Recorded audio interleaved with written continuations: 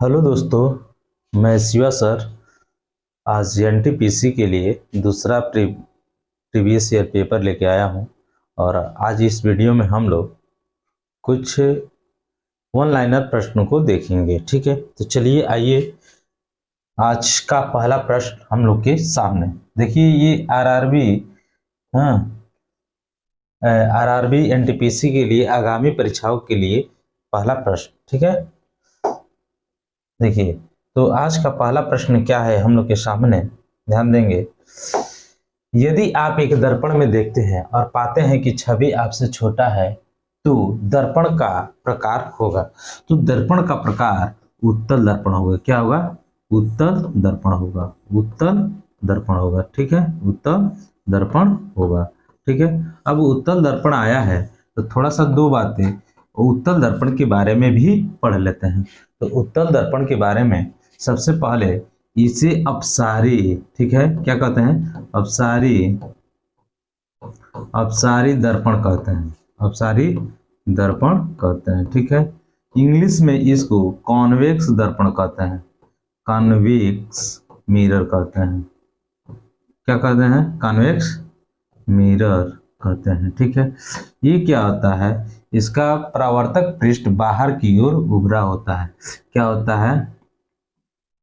परावर्तक, परावर्तक पृष्ठ बाहर की ओर उभरा होता है। उभरा होता है।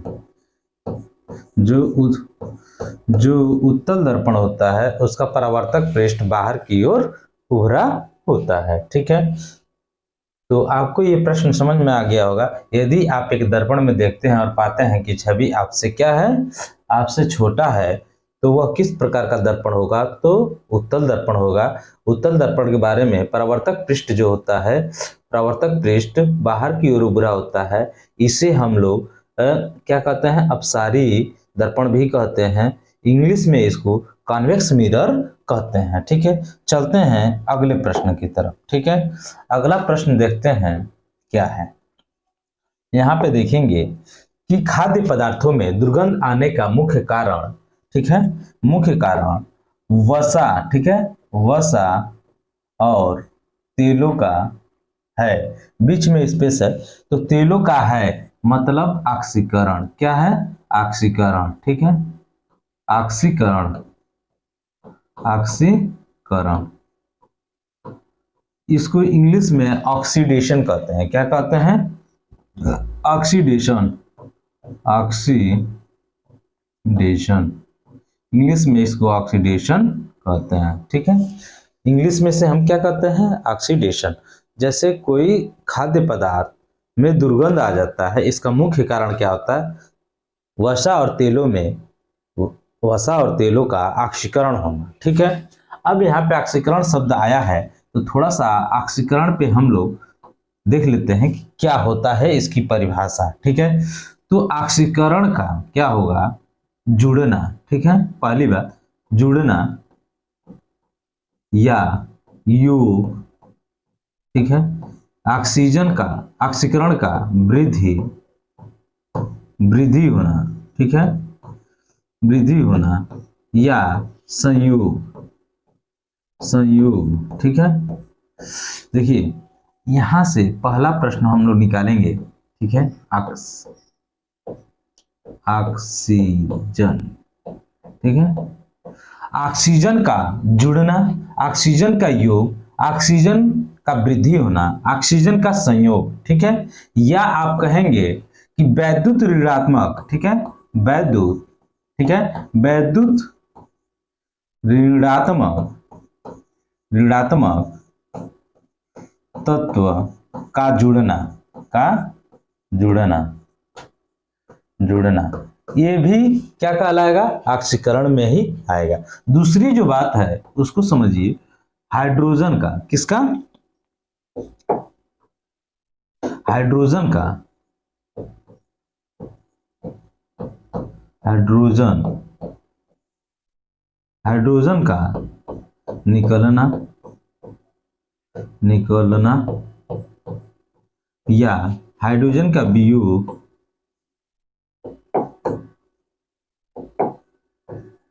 वियोग, ठीक है। ठीक है, ये इतना बात समझ में आ गया। हाइड्रोजन का निकलना या हाइड्रोजन का वियोग भी क्या कहलाता है? ऑक्सीकरण कहलाता है, ठीक है। तीसरी बात जो है इसको समझिएगा, ये क्या है? इलेक्ट्रॉन का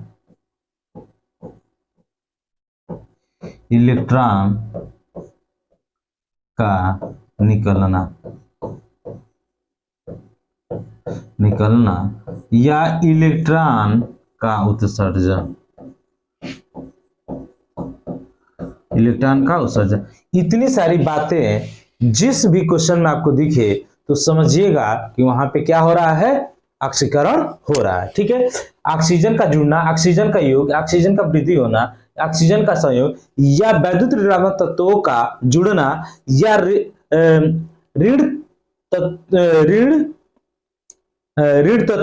तत्वों का क्या होगा?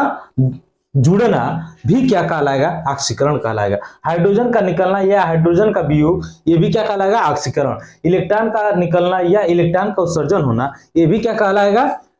ऑक्सीकरण कहलाएगा, ठीक है। ऑक्सीकरण में मेनली क्या होता है? ऑक्सीकरण में मेनली ये होता है, इलेक्ट्रॉन का स्थानांतरण होता है। क्या होता है? इलेक्ट्रॉन का स्थानांतरण होता है। इलेक्ट्रॉन का स्थानांतरण होता है किसमें? ऑक्सीकरण में। तो ये आपको समझ में आ गया होगा।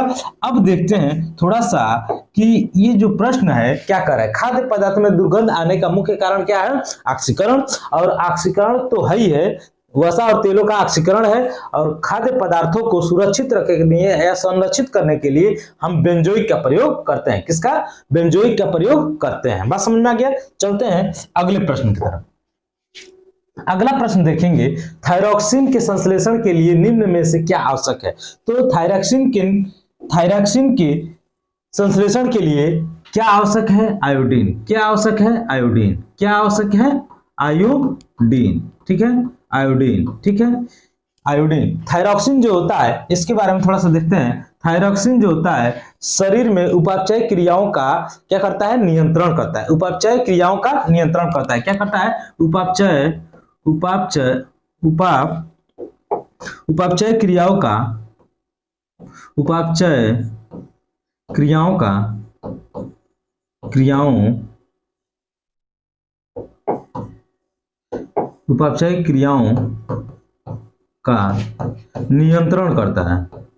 नियंत्रण करता है, ठीक है। जो थायरॉक्सिन है यह उपापचय क्रियाओं का नियंत्रण करता है। अब क्या होता है? थायरॉक्सिन जो होता है इसकी अल्प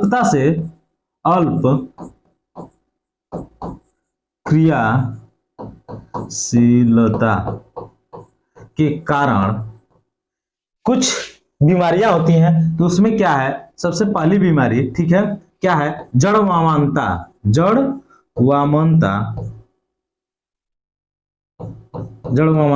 रोग। दूसरा क्या है? घेघा या गलगंड रोग, ठीक है। तीसरा क्या है? हासी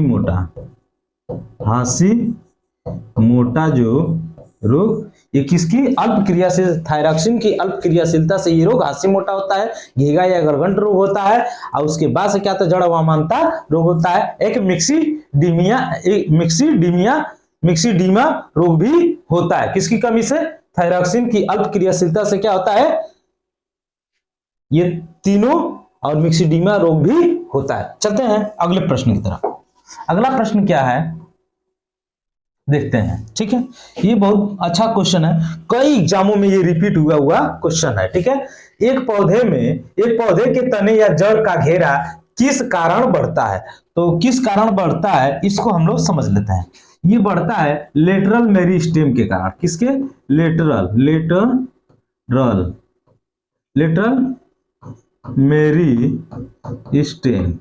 लेटरल मेरिस्टेम के कारण क्या होता है? एक पौधे के तने या जड़ का घेरा होता है, घेरा में वृद्धि होता है, ठीक है।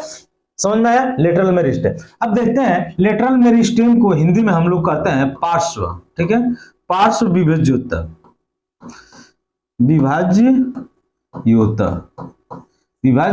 कहते हैं, ठीक है। अब थोड़ा सा इसके बारे में हम लोग डिटेल में देख लेते हैं, ठीक है।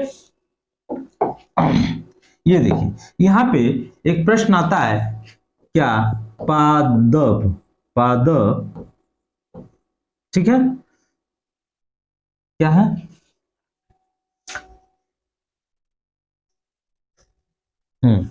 तो देखिए यहाँ पे क्या है, पादप उत्तक, पादप उत्तक, पादप उत्तक को दो भागों में बांटा गया है, ठीक है, कितने भागों में, दो भागों में, ठीक है, एक है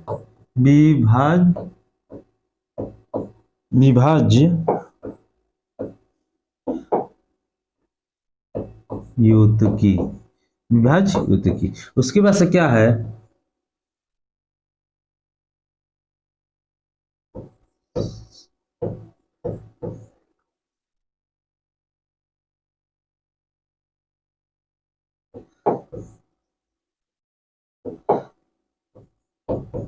अस्थाई उत्तक, अस्थाई उत्तक, ठीक है, ये है विभाज्य उत्तक। यह देखते हैं तीन प्रकार के होते हैं, क्या होता है, तीन प्रकार के, एक क्या होता है शीर्षस्थ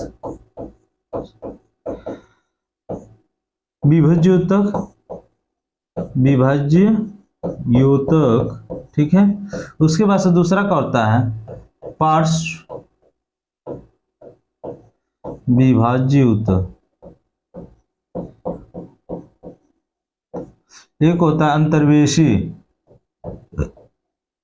अंतर्वेशी विभाज्य उत्तक,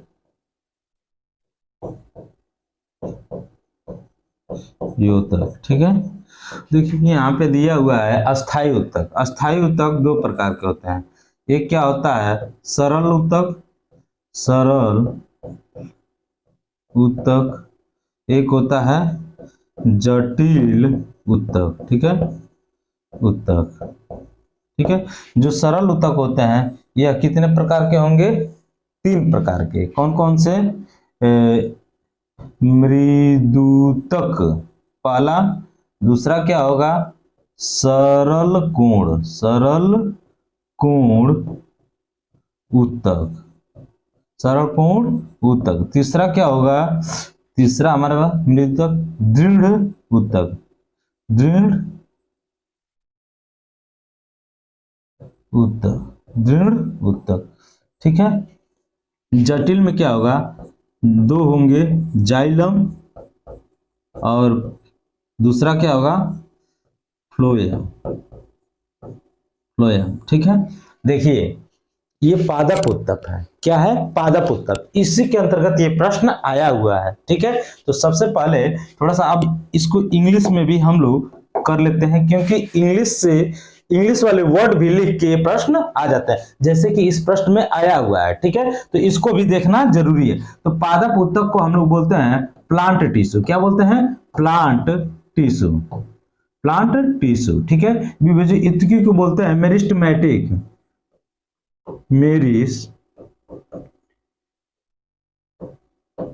मेरिस्टेमेटिक, ठीक है। ये सिस्टर्स को बोलते हैं एपिकल, एपिकल मेरिस्टेमेटिक,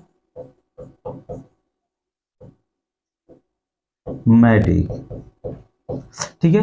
पार्श्व को बोलते हैं लेटरल,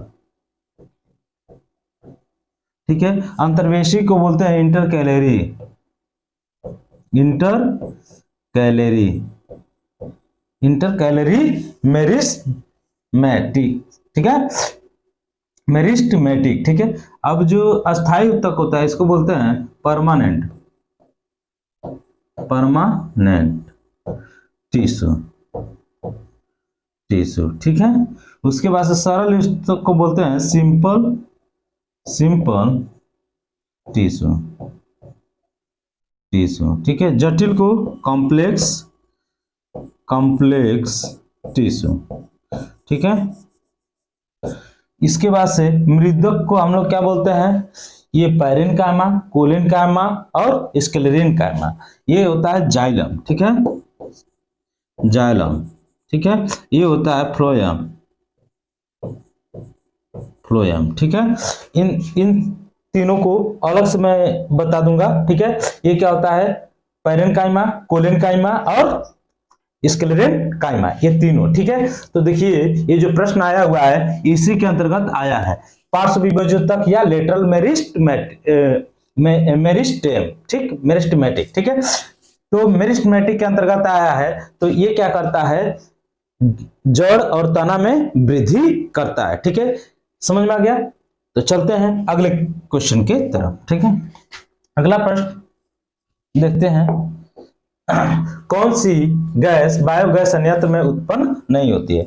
तो देखिए कार्बन मोनोऑक्साइड जो गैस है, यह कार्बन मोनोऑक्साइड ये क्या होती है, बायोगैस में उत्पन्न नहीं होती है। कार्बन मोनोऑक्साइड आया है तो इसके बारे में थोड़ा सा दो बातें जान लेते हैं। सबसे पहली बात कि मोटर वाहन या कारखानों से निकलने वाले धुआं। ठीक है, ये पहली बात। दूसरी बात क्या होती है, ये जो कार्बन मोनोऑक्साइड है ये रक्त में घुलने की इसकी क्षमता क्या होती है, अधिक होती है। रक्त में घुलने की क्षमता अधिक होती है, रक्त में घुलने की क्षमता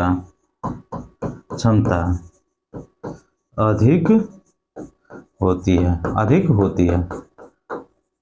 ये बात समझ में आ गया कि कार्बन मोनोऑक्साइड क्या होता है, मोटर वाहन और कल कारखानों से निकलने वाले धुएं होते हैं। ठीक है, उसके बाद से क्या होता है, कार्बन मोनोऑक्साइड जो होता है वो क्या होता है, रक्त में घुलने की इसकी क्षमता अधिक होती है। इसीलिए कभी भी बंद कमरे में हम लोग क्या करते हैं, आग को नहीं जलाते हैं, क्योंकि उससे धुआं उत्पन्न होता है और धुएं में कार्बन मोनोऑक्साइड की मात्रा अधिक होती है, जो ब्लड में घुल के हमारी जान को ले भी सकता है। तो बात समझ में आ गया। तो ये दो चीजें इंपॉर्टेंट है। बायोगैस में अब थोड़ा सा बायोगैस के बारे में भी देख लेते हैं। बायोगैस में क्या क्या पाया जाता है बायोगैस में, तो बायोगैस में मेथेन, ठीक है, मेथेन, उसके बाद से क्या पाया जाता है, कार्बन डाइऑक्साइड भी पाया जाता है। ठीक है, हाइड्रोजन भी पाया जाता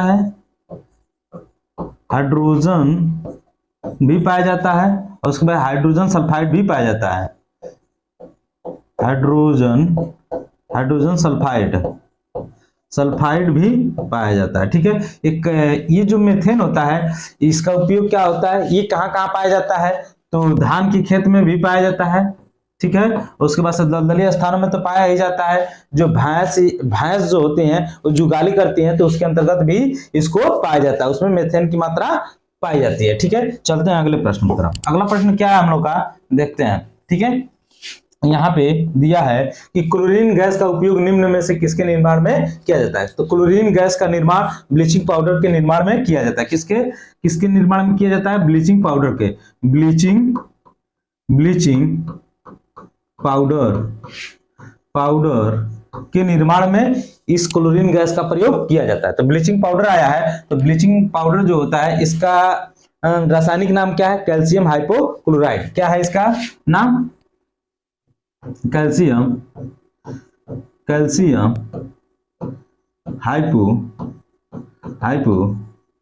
हाइपोक्लोराइड।